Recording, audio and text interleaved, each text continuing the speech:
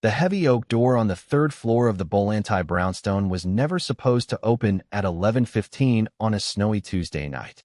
Nobody knocked on that door. Nobody lingered near it. Nobody dared breathe too loudly in the hallway outside it. Yet there stood Mara Delaney, her back pressed flat against the cold plaster wall, one hand clamped over her mouth, the other trembling around a cheap flip phone she never should have taken out during her shift. She was crying so hard that her whole body shook without a sound, the way a woman learns to cry when she has been poor her entire life.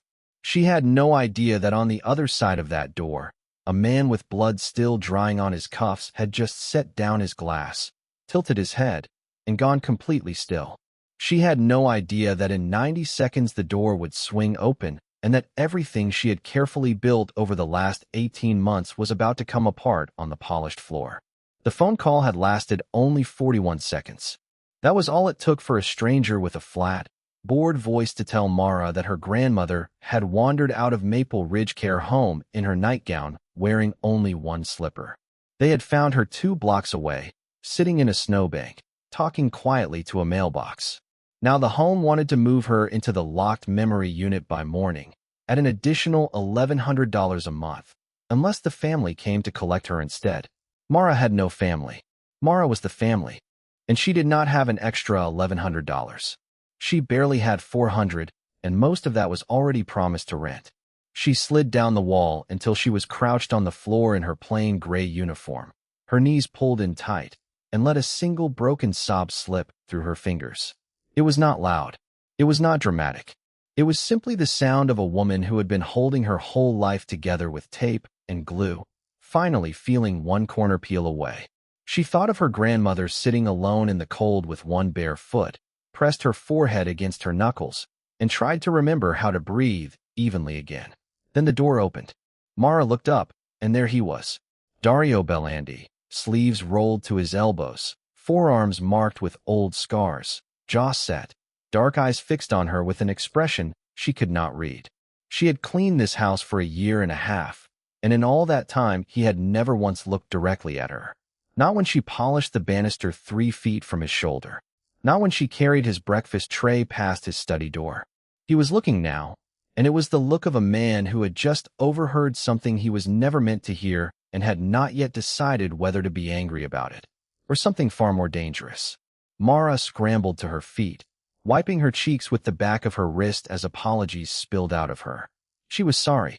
She would leave right away. She had not meant to listen. "Come inside," he said quietly. That quiet was what frightened her most. Loud men she understood. You could brace yourself for a loud man. It was the quiet ones who ruined you. She had only a heartbeat to decide, and in that heartbeat she pictured her grandmother sitting in the snow with one slipper, and she walked through the door on legs that no longer felt like her own. The office smelled of leather, cold coffee, and something faintly metallic she chose not to think about. A single green lamp lit the room.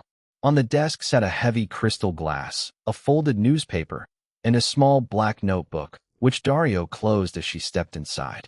He did not sit. He stood with both hands flat against the wood of the desk, studying her the way a man studies a piece of machinery he did not realize he owned. "Your grandmother," he said. It was not a question. He had heard the name.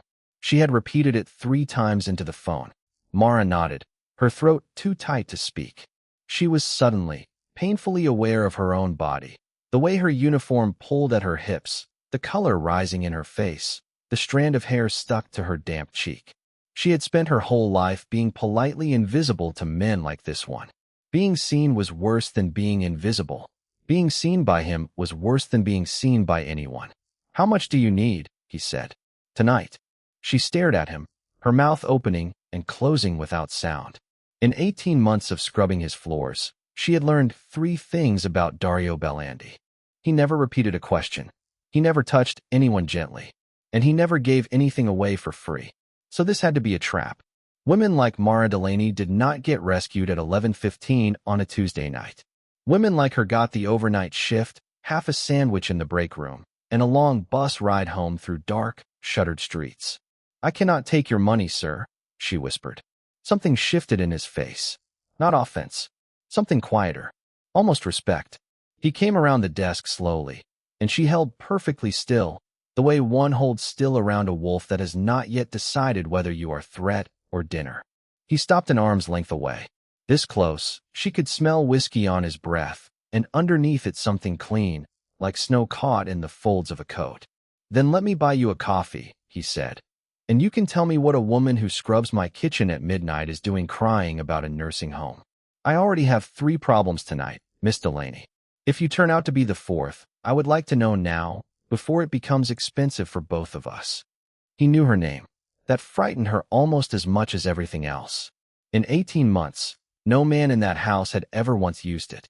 She sat on the edge of a stiff leather chair, her hands folded so tightly that her knuckles went pale, and she told him a version of the truth. Never all of it. She told him that her grandmother, Rosalba, had raised her after her mother died in a car accident when Mara was 7. She told him that Rosalba now had the cruel kind of dementia, the kind that steals faces before it steals names, and that the home cost more each month than Mara earned in 6 weeks of cleaning, and that tonight they had threatened to move her grandmother somewhere Mara could never afford to keep her. She did not tell him that she had sold her mother's wedding ring at a pawn shop back in October. She did not tell him that the reason she had taken this particular job, night shift, no questions asked, 3 times the normal pay, was because she had been quietly turned away by every hospital bookkeeping office in the county after a scandal at her last position that had not been her fault, yet had followed her anyway. She did not tell him that she had known exactly whose house she was cleaning from the very first day, because a woman with a dying grandmother and a ruined reputation cannot afford to be particular about whose past she is scrubbing out of the floorboards. Dario listened without interrupting. He did not fidget. He did not drink. He simply watched her mouth as she spoke, the way a man watches a compass needle he suspects of lying. When she finished, he was silent for a long moment. Then he asked a single question. "Who runs Maple Ridge?" "A man named Curtis Holbrook," she said. "He is the director." "What?" His jaw tightened once. He picked up the black notebook, flipped 2 pages, and made a small mark with a silver pen. He offered no explanation. He only said, "Go home, Miss Delaney. Take tomorrow off. Your grandmother is not being moved." She stood, unsteady. "Sir, I cannot ask you to. You can, and you will. On Thursday, when you return, you and I are going to have a much longer conversation about what a woman with your particular history is doing in my house, pretending to be a maid." The floor seemed to tilt beneath her. He knew. He had known the entire time. 18 months of believing herself invisible, and Dario Belandi had been watching her the way he watched everything, patient, silent, and always several moves ahead of everyone else in the room. She managed to reach the door on legs that felt like water. Her hand was on the brass knob when he spoke again, softer now, without looking up from his desk. "Miss Delaney, the crying in my hallway. Do not do that out there again. If you ever need to cry in this house, you cry in here." She did not answer. She could not. She walked out of that office a different woman than the one who had walked in, though she would not fully understand why for another 2 months.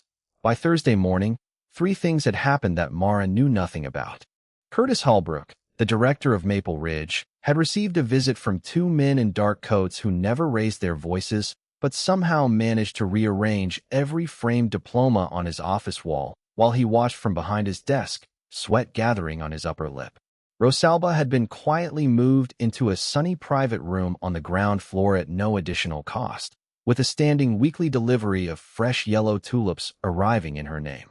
And a thick envelope had appeared on the counter of Mara's locked apartment, containing what Dario apparently considered 18 months of unpaid wages in cash, along with a single handwritten note on a plain white card.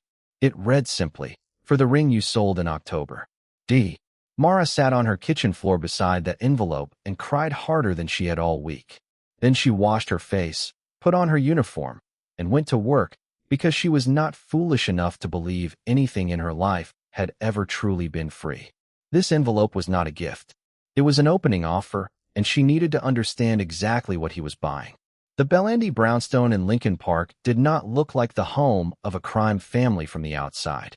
It looked like old Chicago money, for stories of dark brick, a wrought iron gate, ivy climbing the south wall, and a stone lion missing half an ear from some long-forgotten scandal decades before. Inside, it was an entirely different building. There were rooms Mara had never been allowed to clean. There were nights when unfamiliar men entered through the kitchen carrying duffel bags, and mornings when the bags were gone and the kitchen smelled faintly of a cleaner she had never used. She had learned to be a ghost, the way the rest of the staff were ghosts. But now the ghost had been seen, and there was no going back to being unseen. She had expected Dario to turn cold toward her that Thursday. Instead, he was worse. He was polite. He passed her in the second-floor hallway carrying a stack of ledgers, stopped, and asked in a perfectly ordinary voice whether her grandmother had slept better in her new room. Mara stammered that she had. He nodded and continued on his way. That was the entire exchange, and it ruined the rest of her afternoon, because she had spent 18 months being invisible to a dangerous man, and now that man had noticed her, and she was not naive enough to believe this would end with coffee. Her grandmother had once told her, over a plate of buttered pasta on her 14th birthday, that the most dangerous man in any room is the one who suddenly turns gentle. Mara had never forgotten it. The longer conversation Dario had promised came 10 days later, on a Sunday night, in the small library on the second floor. It was snowing again, the slow, heavy flakes that settle over Chicago in February. Mara was polishing the brass fittings on the fireplace and had not heard him enter. When she turned, he was seated in the leather-wing chair by the window, a glass of something amber in hand, a folder open across his lap. Without looking up, he gestured to the chair across from him. "Sit down, Miss Delaney. I read your file."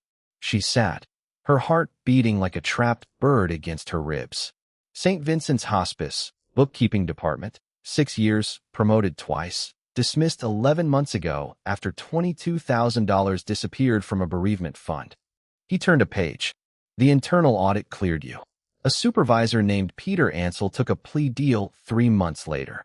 You were reinstated on paper, but no other hospital in the county would return your calls after that. That is why you are here, in my kitchen, at midnight, with bleach on your hands. She said nothing. There was nothing to say. He was reading her life aloud, and every line of it was true. "You know what I do," he said. Still not a question. She nodded slowly. "Then you know why I noticed you." He closed the folder and finally met her eyes. In the lamplight, they were lighter than she had thought, the color of wet slate. "I have a bookkeeper. He is loyal, competent, and stealing from me. I have known for 6 weeks. I have not fired him because I do not yet know who he is stealing for.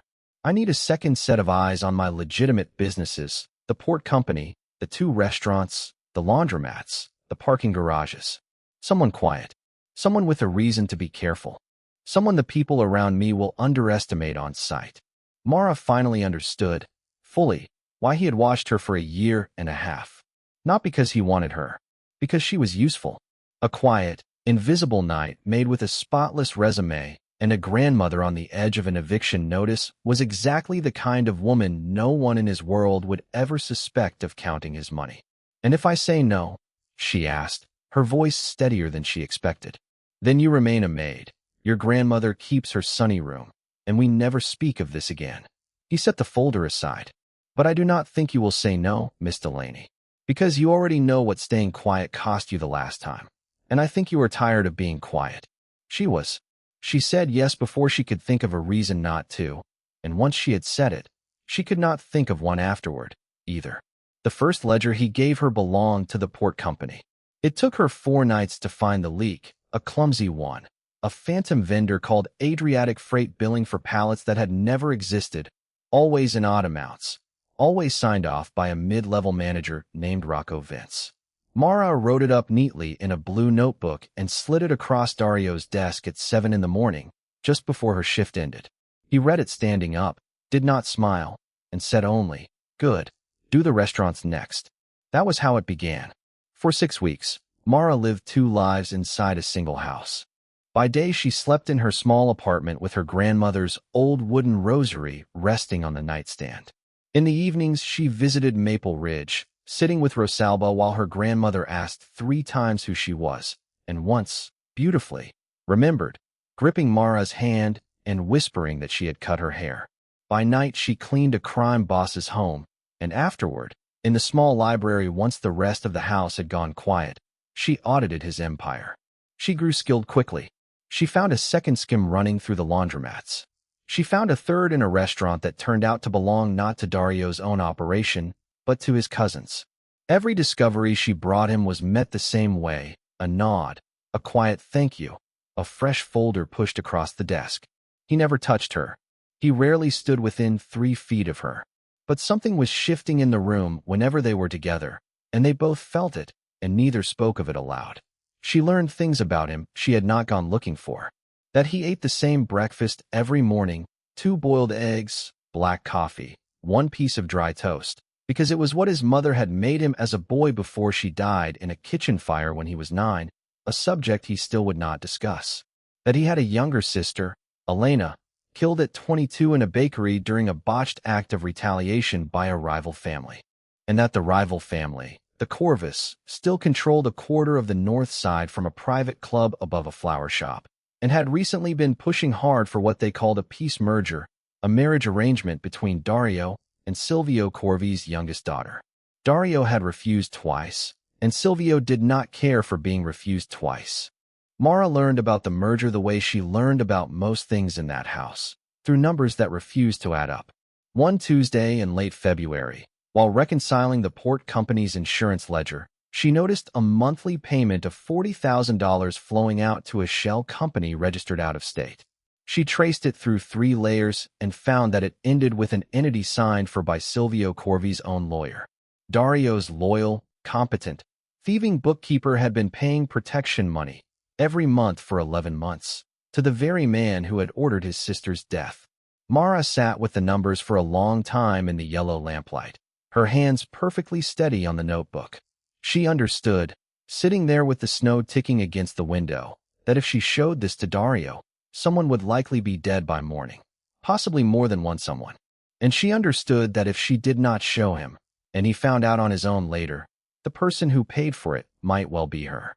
This was the exact fork in the road her grandmother had warned her about her entire life.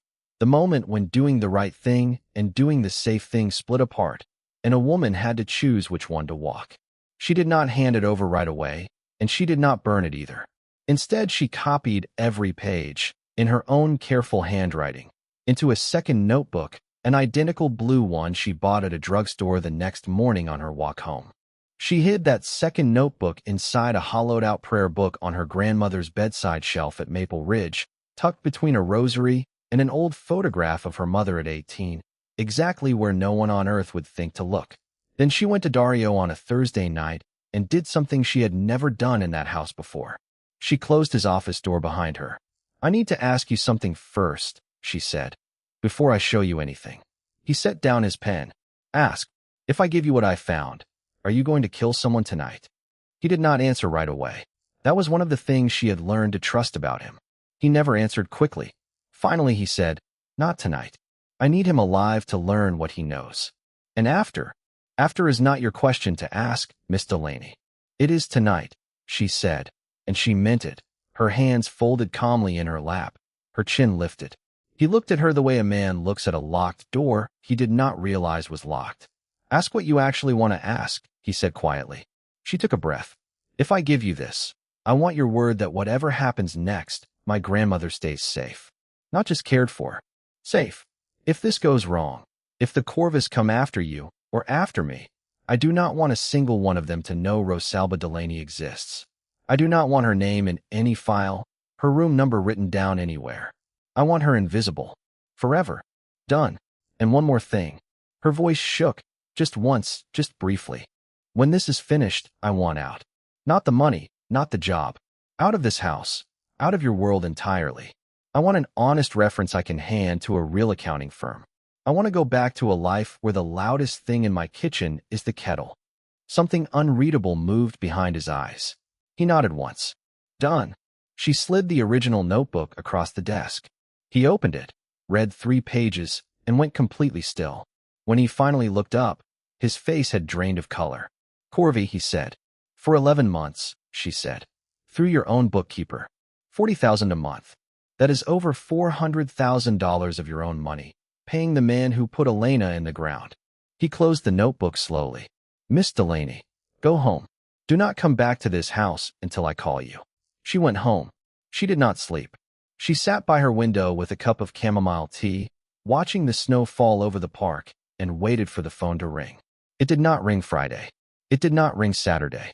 She visited Maple Ridge both days and read her grandmother old folk tales from a paperback falling apart at the spine, and she did not let her hands shake, because even when Rosalba could not remember her name, she could still read a trembling hand.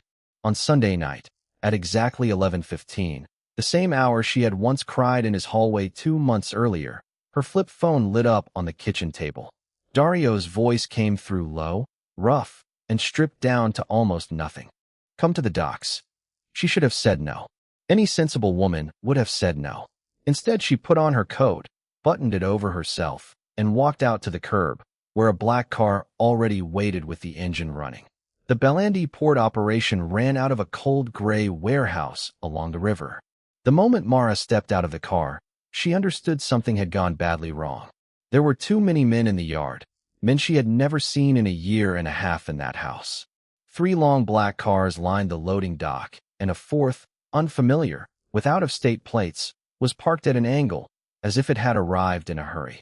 She was walked, not gently but not roughly either, through a side door into a cold concrete office, where Dario stood behind a metal desk with a split lip and a bruise already blooming across his cheekbone.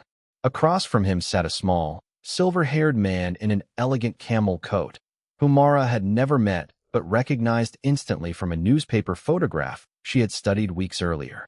Silvio Corvi. Ah, Silvio said, his voice like warm oil poured slowly over gravel. The bookkeeper. Please, dear, sit down. No one in this room intends to hurt you tonight. Not yet. Mara did not sit. She looked at Dario, and Dario looked back at her with an expression she had never seen on him before, something close to an apology, and something else beneath it she chose not to name. They have my niece, Dario said quietly. Elena's daughter. Her name is Kara. She is 14. They took her from her school this afternoon. Her backpack is still lying on the sidewalk. The floor seemed to drop away beneath Mara. Elena, the dead sister, had a daughter. A child no one in that house had ever once mentioned in front of her, because that child was the single thing left in the world that could be used against Dario, and everyone in the household understood that saying her name aloud was a way to get yourself killed. Silvio smiled at Mara, a pleasant smile, the kind a grandfather gives at a christening. Mr. Belandi tells me you keep a very tidy notebook, dear. My understanding is that this notebook contains certain details about my business arrangement with his former accountant. I would like the notebook. Mr. Belandi would like his niece returned to him, with all her fingers intact. It seems we have the makings of a rather civilized evening, and I am a great admirer of civilized evenings. Every eye in the room was on her. And Mara Delaney, quiet night maid, invisible bookkeeper, granddaughter of a woman who had once warned her that the most dangerous man in any room is the one who turns gentle, understood with sudden clarity that she was, at that moment, the most dangerous person standing on that concrete floor. Because she alone knew that the notebook in front of Dario was only a copy, and that the real one, written in her own hand, sat inside a hollow prayer book on a shelf at Maple Ridge, waiting for her to speak a single word. She took a slow breath, sat down across from Silvio, and folded her hands the way she once had for grieving widows at the hospice counter. She looked at him with perfect stillness and perfect politeness, giving nothing away. Mr. Corvi, she said, the notebook on that desk is not the only copy. There is a second one, kept somewhere you will never find, in the hands of someone you would never think to search, and it will be opened by a lawyer at 9 tomorrow morning unless I personally call to stop it. That notebook contains everything the first one does, along with 3 names and 2 account numbers you very much do not want reaching either the federal government or the state attorney general. So here is what happens tonight, and I would appreciate your full attention, because I intend to say this only once. The room went silent. Dario stared at her. One of Silvio's men stopped chewing his gum entirely. You will release Mr. Belandi's niece, unharmed, to a location of his choosing within the next 90 minutes. You will then leave this warehouse and go home to your own bed. Tomorrow morning at 10, you and I will meet at a coffee shop of my choosing, in public, in daylight, and discuss how you and Mr. Belandi are going to end your business relationship permanently and quietly, without either of you ever seeing the inside of a courtroom or a grave. In return, the second notebook remains exactly where it is, unread, until the day one of us dies of natural causes. Do we understand one another, sir? Silvio studied her for a long moment, her folded hands, her plain gray uniform beneath her winter coat, her steady, unreadable face. Then he tipped his silver head back and laughed once, a small, surprised, almost delighted sound, like a man reaching into a pocket he believed was empty and finding a coin inside. Dario, he said, without taking his eyes off her. Where on earth did you find her? She found me, Dario said quietly. Kara, Elena's daughter, was released unharmed at a gas station just over an hour later, frightened and cold, with a bruise on her wrist where someone had gripped her too hard, but whole, walking, talking. Dario drove her home himself, and Mara stood in the warehouse yard in the falling snow, watching the taillights disappear, understanding that whatever her life had been before that night was finished, and something new was beginning, and she alone would decide its shape. She went to the coffee shop alone the next morning, a small place with fogged-up windows and a good espresso machine. She chose a table in the back corner so that Silvio would have to cross the entire room to reach her. He arrived on time, in the same camel coat, and ordered black tea with lemon. For 2 hours they spoke quietly over untouched biscotti. By the time she left, Mara had negotiated 3 things. A complete withdrawal of Corvi money from every Belandi operation, unwound over 90 days, documented in writing and signed by both parties in front of a lawyer she had already retained that morning. A written understanding, drafted on a napkin and later formalized, that neither family would move against the other for the remainder of Silvio Corvi's life and Dario's after him.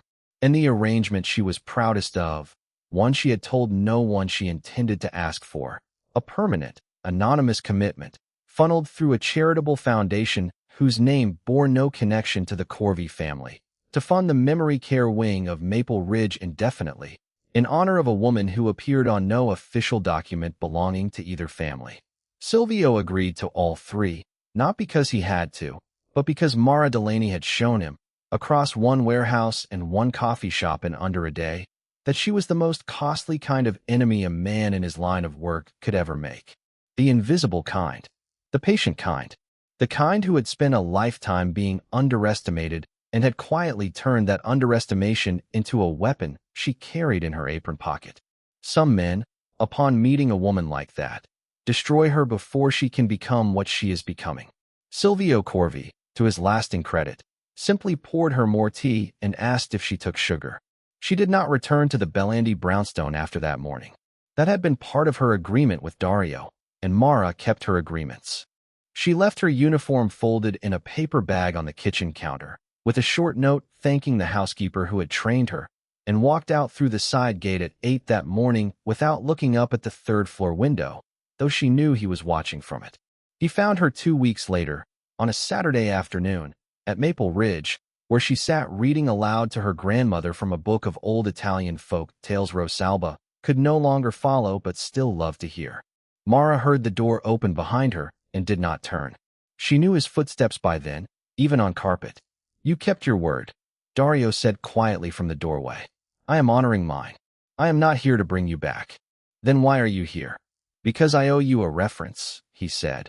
And because there is a small, entirely legal accounting firm downtown that I quietly purchased this week, and I would like to give you the keys to it. No connection to me. A real business, with real clients and real books that balance on the first try. You would own it, on paper and in fact. I would appear nowhere in it, not once. I would only ask for one thing. He paused. That once in a while, when you have the time, and only when you have the time, you sit with me on a park bench in the afternoon and let me tell you about my day, the way an ordinary man tells an ordinary woman about ordinary things. Nothing more. Nothing you have not already earned twice over. She turned around at last. He looked tired. He looked younger than she had ever seen him. His hands were empty at his sides, and she realized suddenly that his hands had been empty every single time he had ever spoken to her. A park bench, she said. A park bench.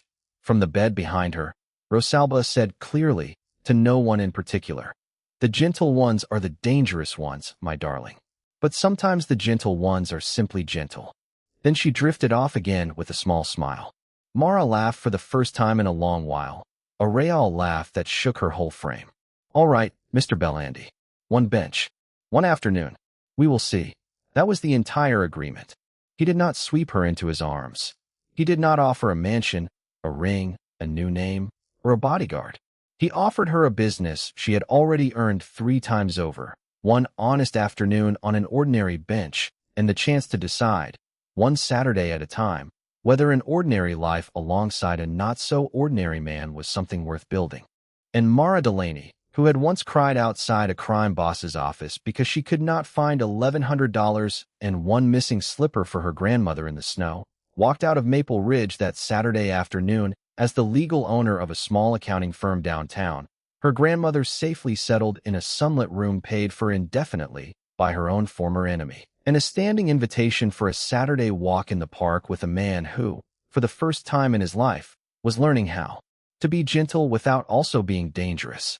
Some stories end with a wedding and a white dress in a grand church. This one ends with a woman choosing her own pace, one Saturday at a time.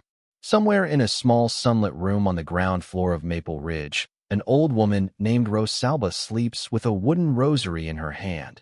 And for the first time in a very long time, her granddaughter is not crying in anyone's hallway. She is walking home through the snow, unhurried, letting the flakes settle on her cheeks, finally living a life that fits her exactly as it is.